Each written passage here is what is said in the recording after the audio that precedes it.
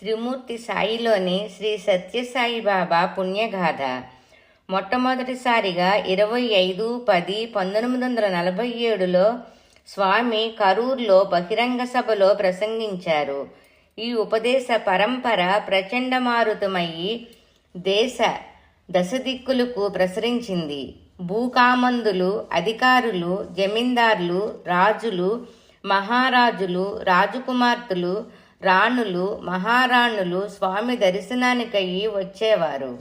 పుటపర్తిలో అనుకూలాలు లేకపోయినా మంది మార్బలంతో వచ్చి గుడారాలు వేసుకొని ఉండేవారు.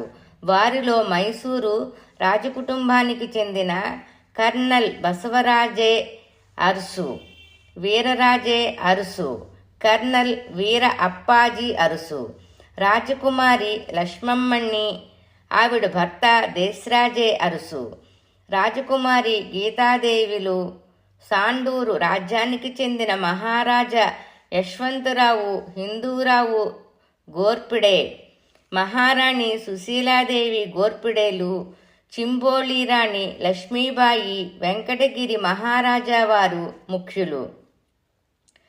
బరోడా మహారాజు గైక్వాడు గారు కూడా స్వామిని మద్రాసులో దర్శించుకున్నారట.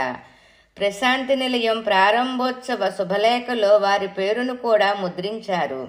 స్వామి తమ పర్యటనలలో రాజుల ప్రాసాదాలలోనూ జమీందార్ల బంగళాలలోనూ ఉండేవారు. అక్కడే భక్తులకు దర్శన సంభాషణలను అనుగ్రహించేవారు. ఓం శ్రీ సాయినాథాయ నమః.